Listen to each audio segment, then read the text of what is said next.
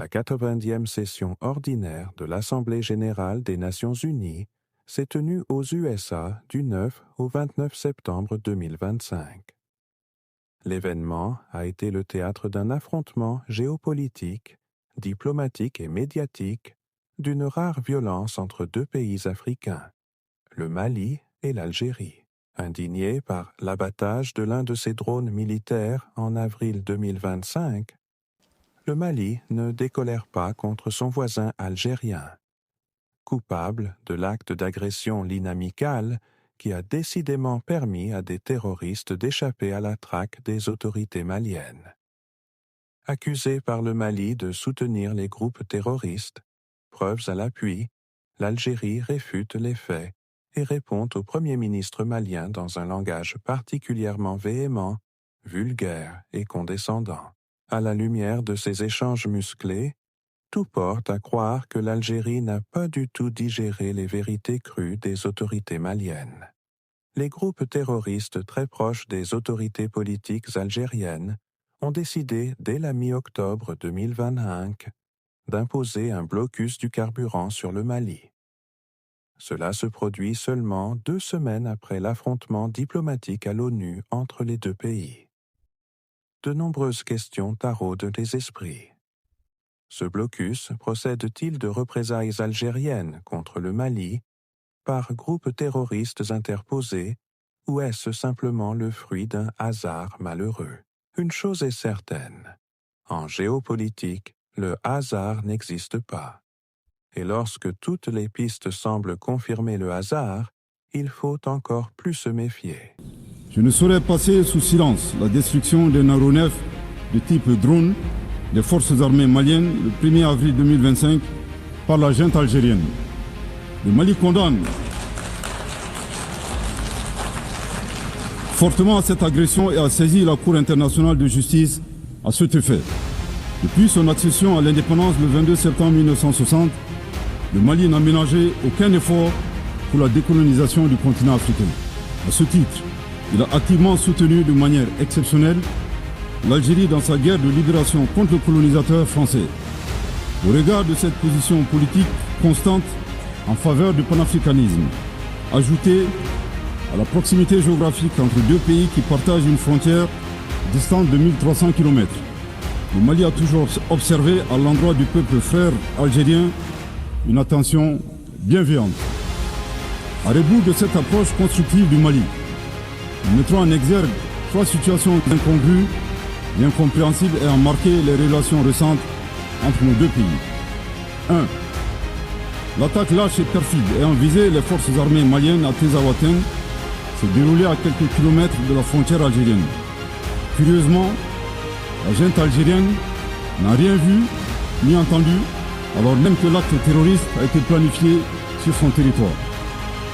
Troublant pour un pays qui a été désigné comme champion de l'Union africaine de la lutte contre le terrorisme et qui est devenu ces dernières années champion de la promotion du terrorisme et exportateur de terroristes.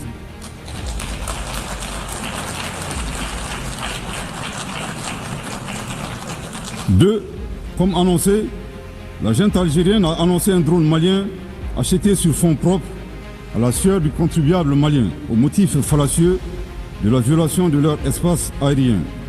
Le Mali est troublé par la thèse de la junte algérienne défiant les lois de la physique et suivant laquelle un objet abattu dans l'air est capable de se déplacer à partir de son point de chute sur 22 km puis de se retrouver sur le territoire malien.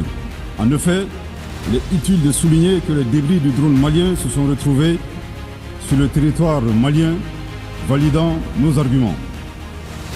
3. Le 4 septembre 2025, le gouvernement malien a informé l'opinion du dépôt d'une requête introductive d'instance auprès de la Cour internationale de justice contre la junte algérienne concernant la destruction du drone. Dans un communiqué du ministère algérien des Affaires étrangères, en date du 19 septembre 2025, nous avons appris avec une profonde stupéfaction une allégation suivant laquelle le dépôt de la requête malienne a été motivé par la conférence de presse du ministre algérien des Affaires étrangères, intervenue le 13 septembre 2025 et lors de laquelle il niait le dépôt de la requête malienne auprès de la Cour internationale de justice. Nous faisons observer au ministre que le dépôt de la requête annoncée par le Mali le 4 septembre n'a jamais signifié son enregistrement automatique par la Cour internationale de justice. Le Mali rappelle que la diplomatie vise à défendre les intérêts de son pays, en supposant que la plainte malienne ait été déclenchée par sa conférence de presse. L'énergumène d'Alger démontre que sa vision de la diplomatie est de pousser les autres pays à poursuivre son pays devant des instances internationales, devenant ainsi un performant autobuteur, populairement appelé au Mali Yabé. C'est troublant.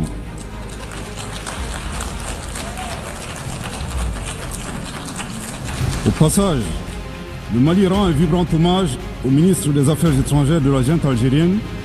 En effet, le mensonge corrompant tout vient doter toute crédibilité à la version algérienne de la destruction du drone malien. Aussi, nous n'avons point été surpris par la fuite en avant de la junte algérienne qui a refusé de donner son consentement à la compétence de la Cour internationale de justice suite à l'affaire de la destruction du drone malien, craignant ainsi d'être démasqué publiquement comme agresseur et soutien du terrorisme international.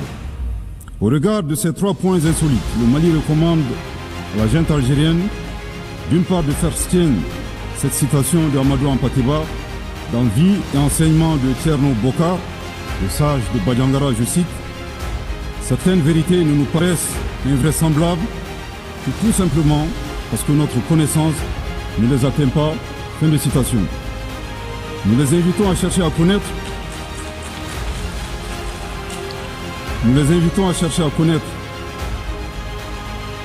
Le Mali et les valeurs qu'incarnent les Malidéons. Aussi, face aux assauts et à l'adversité, nous ne serons pas des spectateurs. Pour chaque balle tirée contre nous, nous réagirons par réciprocité. Pour chaque mot employé de travers, nous réagirons par réciprocité.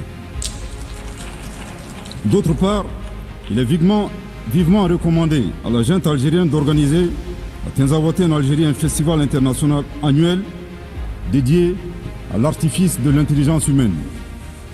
Du haut de cette tribune, nous appelons la junte algérienne à cesser de soutenir le terrorisme international et à s'impliquer résolument dans la promotion de la paix et de la sécurité dans un esprit constructif en respectant la souveraineté des États.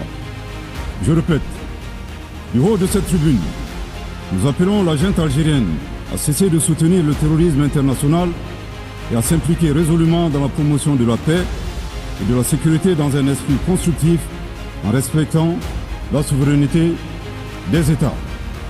Je répète pour une dernière fois, du haut de cette tribune, nous appelons la junte algérienne à cesser de soutenir le terrorisme international et à s'impliquer résolument dans la promotion de la paix et de la sécurité dans un esprit constructif et en respectant la souveraineté des États. À bon entendeur, tant pis. Permettez-moi de relever ici que la 2e année de suite, un membre du régime émanant du coup d'État du Mali ose depuis cette tribune s'en prendre à l'Algérie. C'est là le comble de la grossièreté et de la vulgarité qui fait que ces paroles de ce poète raté, de ce conspirateur, ce n'est là que l'illusion d'un soldat qui montre un comportement méritable, qui n'inspire que le dégoût. Permettez-moi de répéter ce qu'il a dit en français. Les sommets de la bassesse, de la vulgarité et de la grossièreté atteints par ce faux poète, mais vrai putschiste, ne sont rien d'autre que logoré de Soudan. Son bavardage de caniveau ne mérite que mépris et n'inspire que dégoût. Je répète. L'orateur répète en français ce qu'il avait dit précédemment en arabe. Je répète, les sommets de la bassesse, de la vulgarité, de la grossièreté, atteints par ce faux poète, mais vrai putschiste, ne sont rien d'autre que logoré de Soudan. Son bavardage de caniveau ne mérite que mépris et n'inspire que dégoût. وعوض التفوق في فن تعليق شماعة. Au lieu d'accuser les autres et de détourner l'attention de ses propres échecs, nous aurions pu espérer que ce soldat mal dégrossi et ses semblables auraient excellé à d'autres disciplines plus nobles et plus profitables au Mali, telles que rétablir la sécurité et la stabilité dans leur pays ou améliorer les conditions de vie de la population du Mali. Et enfin, donner au Mali une gouvernance à la hauteur de son héritage, de sa grande histoire, une gouvernance compétente et intègre, qui soit loyale. La République du Mali mérite mieux que ces conspirateurs, auteurs d'un coup d'État. L'Algérie comprend parfaitement que ce pays frère ne peut pas être réduit à un petit nombre de personnes qui n'aspirent pas à un avenir meilleur pour leur pays et qui n'envisagent qu'un pays de subjugation de leur population. L'Algérie continue à tendre la main, nos efforts se poursuivent, notre patience n'arrivera pas à son terme afin d'accorder la priorité aux liens historiques qui nous relient au peuple du Mali. Ces liens ne seront pas ébranlés par ces dirigeants arrivés là par accident.